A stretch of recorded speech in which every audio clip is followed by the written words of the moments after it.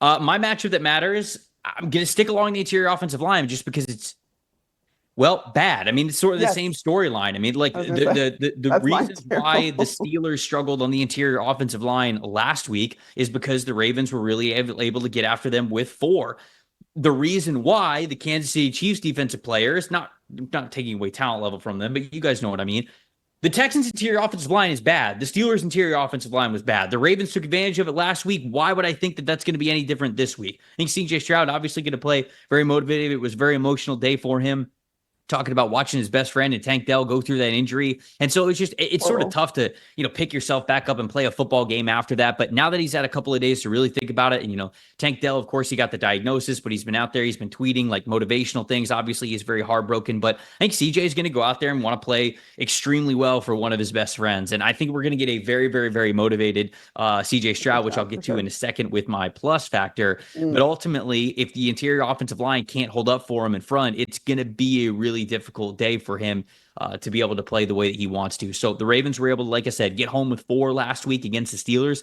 It's hard to look at this matchup against the Texans and how their interior offensive line is played and think that they're not going to be able to do the same. So Stroud's going to be under a lot of pressure. It's just a matter of how he plays under that pressure. So that to me is a big time matchup of just how much the Ravens are going to be able to get home in this one. What about you? What's your matchup that matters? Yeah, that was mine. Also, because you look at Shaq Mason, he has been held out of practice this week. Again, we don't know his final game's designation, but it's not only too in pass protection when it comes to the Houston offensive line and CJ Stroud. They rank 28th in run blocking grade, right? So there's not a whole, they're not doing a whole lot kind of across the board here for this Houston offense, and it's making things a lot easier, obvious, or a lot harder, obviously, for CJ Stroud. But it's also making it harder just from the standpoint that they can't really run the ball right now.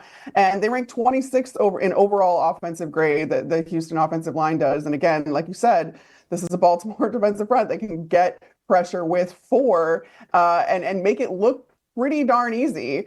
Mm-hmm. They have this 12th. They rank 12th in EPA per pass rush play, and they have the second most sacks in the league right now with 46. Baltimore does 55 unblocked pressures. That ranks 12th as well. So it's going to be a test. But like you said, I do think that CJ Stroud is going to be extremely motivated, given what happened last week, and just you saw the emotion on his face. I mean, I wanted to cry at that point. Right. Yeah. No, it's tough. It is. It's not a cliche. It's the worst part of the game when you watch somebody go through that and you think about all the work that they've put in to get to that point. And it's a violent game. It's a physical game. Injuries are part of it. We all understand that, but it doesn't make it any easier when you watch these guys and these moments kind of get humanized like that. And again, I think that given that Tank, like I said, has been tweeting, and I'm sure he's been, talking to all of his players and friends and everything like that. I think CJ is going to be really motivated for this one. I think Nico Collins has to be motivated too, and not that he's shown any signs of not being motivated since coming back from injury.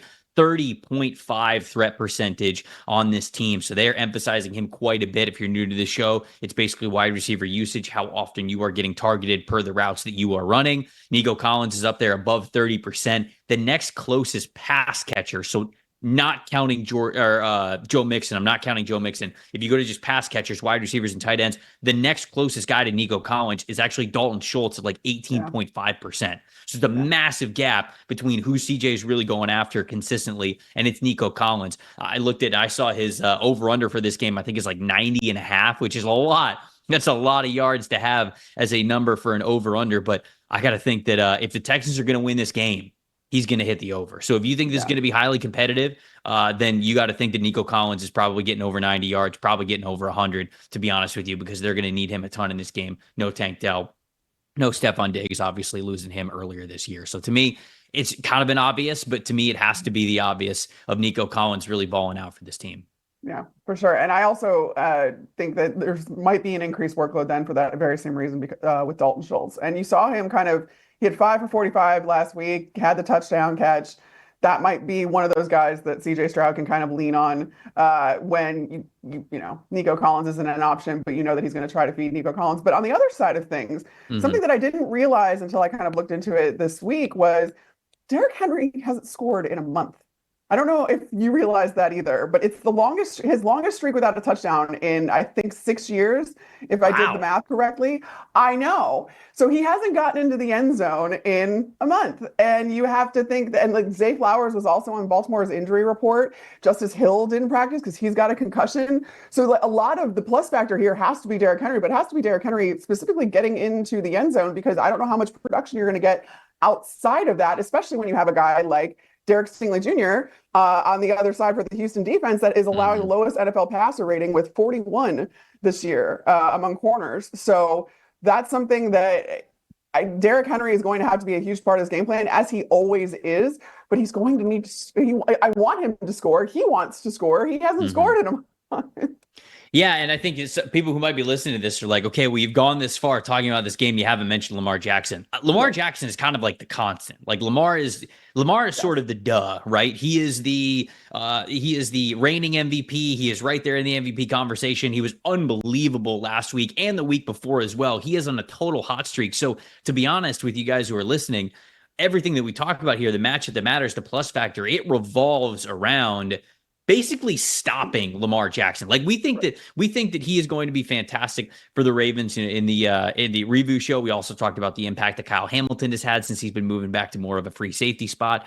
Really, this game with the Ravens being favored the way that they are, it's just a matter of what do the Texans need to do to keep pace, because this Ravens team is one of the best in the NFL and obviously led by a guy who could be on his way to a second consecutive MVP, which would be quite the achievement there from him. And so thanks for watching, everybody. Make sure you like and subscribe the video. And if you don't have a PFF Plus subscription, you can get one to see all the premium stats that we talked about here on the show, plus the expert betting and fantasy advice over at subscribe.pff.com. The description is also right below. So if you are not a PFF Plus subscriber, you can become one today.